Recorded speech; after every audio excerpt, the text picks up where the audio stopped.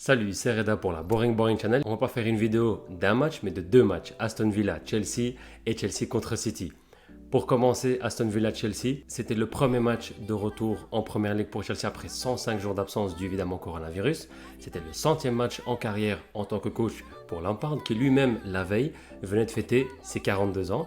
Et Chelsea retrouvait une équipe d'Aston Villa qui était vraiment en grande difficulté ces derniers matchs. Alors le début du match, la première mi-temps était assez compliqué pour Chelsea. Malgré la possession, on était aux alentours de 70%.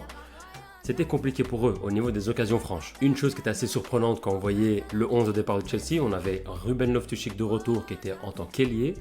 Et puis on avait surtout le positionnement de Kanté qui était juste devant la défense.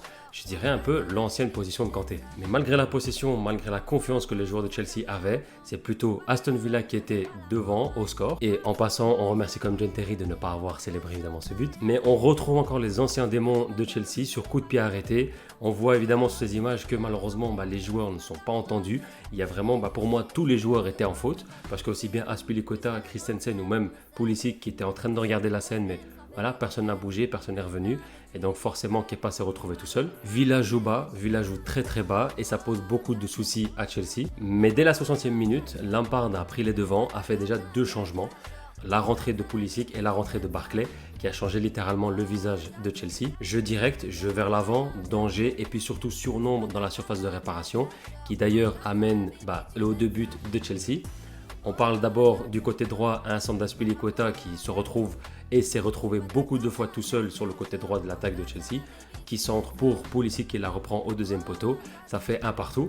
Et puis on a encore une fois toujours Azpilicueta, notre capitaine, qui s'est fait un doublé en passe décisive, se retrouve sur le côté gauche, fait une passe en retrait pour Giroud qui a simplement la mettre du droit, alors un petit peu de chance quand même, mais elle rentre et ça fait 1-2. Comme on voit sur l'image ici également, on voit qu'encore une fois, Azpilicueta et même le triangle offensif Azpilicueta, Willian et Mount avaient énormément de liberté et ont posé beaucoup de soucis au côté gauche de la défense d'Aston Villa, qui était justement défendu par Target et en même temps Grealish. Score final 1-2 pour Chelsea qui remonte à 3 points du troisième qui est Leicester et évidemment arrive à prendre une petite avance de 5 points sur les suivants qui est simplement United et les Wolves. Et surtout cette victoire nous fait du bien parce que positivement elle nous permet d'aborder sereinement et quand même assez positivement le match 3 jours plus tard face à Manchester City à domicile.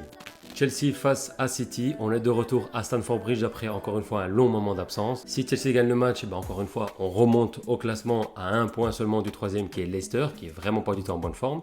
Et en même temps, on pourra donner le titre cette année à Liverpool si on gagne encore une fois face à City. Mais match encore une fois important surtout pour Chelsea au classement. Alors même équipe et même dispositif que face à Villa en deuxième mi-temps où on retrouve un Kanté devant la défense. Il y a juste le changement de Ruben Loftus-Cheek qui est descendu et Pulisic qui a mérité en soi sa titularisation qui se retrouve en attaque. Et franchement, encore une fois, on a eu du mal cette fois-ci. Tactique inverse où Lampard a laissé plutôt le ballon et le jeu de possession à City. Il a préféré contrôler le milieu de terrain et puis les contre-attaques. C'est pour ça d'ailleurs que justement il a positionné un peu plus haut que Kanté un Barkley et un Mount pour presser un maximum et défendre en bloc. Ce qui est bien, c'est que les joueurs de Chelsea tiennent bon malgré tout. Et à la 35e minute, erreur d'inattention de Mendy et Gundogan. Pulisic la reprend, alors c'est quand même un coup de génie parce que d'abord il faut se séparer des deux joueurs de City, aller tout droit vers le but, ne pas se faire attraper par le défenseur et puis encore une fois bien la positionner et bien la mettre dans le petit filet d'Ederson. Ça fait du coup pour Chelsea 1-0. C'est mal connaître City, en deuxième mi-temps ils reviennent encore plus dangereux et là on fait au final coup franc dangereux pour City qui De Bruyne forcément la met d'une traite. Je pense que Kepa ne peut rien faire. Voilà, c'est très très difficile d'aller la chercher pour n'importe quel gardien. C'est rare où un gros gardien va la chercher. Mais là ici, Kepa pensait qu'elle était dehors. Voilà, elle est bien mise. J'en veux pas forcément à Kepa. Ça fait un partout. Le match commence à s'emballer après ce but. Et d'un coup, Fernandinho voit rouge. Il fait une Suarez comme face au Ghana. Prend le ballon de la main, la rejette. Ça fait penalty pour Willian qui la met au fond des filets dans la lucarne d'Ederson. Ça fait 2-1. On commence vraiment à respirer. On contrôle la fin du match. Et score final, ça fait 2-1. Je dois mon respect encore une fois à Lampard pour la tactique qu'il a faite. Quand on voit les joueurs alignés, quand on voit la tactique, le fait que l'autre équipe a la position du ballon, on se dit mais que fait Chelsea? Et en fait, votre respect, parce qu'encore une fois, comme je disais en début de débrief pour ce match, il a positionné Barkley et Mount un peu plus haut que Kanté pour surtout mettre un pressing, pour pouvoir aider les ailiers lorsqu'ils font le pressing. Et franchement, ça a défendu en bloc. On avait Giroud en pivot. Bon, il n'a pas fait un top match parce que Fernandinho gagnait les ballons et les duels de la tête, donc je trouvais ça un petit peu étrange. Mais voilà, moi j'aimais bien en tout cas ce positionnement, cette tactique faite par Lampard. Et il a surtout préféré en fait jouer sur la rapidité de ses ailiers. Donc on avait un Pulisic et un Willian, parce qu'en fait en face, les défenseurs de City, leur faiblesse c'était justement la rapidité. En tout cas voilà, moi gros match de l'équipe en général. Quand même, je dirais point positif surtout pour Christensen et puis Pulisic évidemment. Qui aurait pu même mettre un doublé. Prochain match pour Chelsea, ce sera ce week-end, ce dimanche, face à Leicester en FA Cup.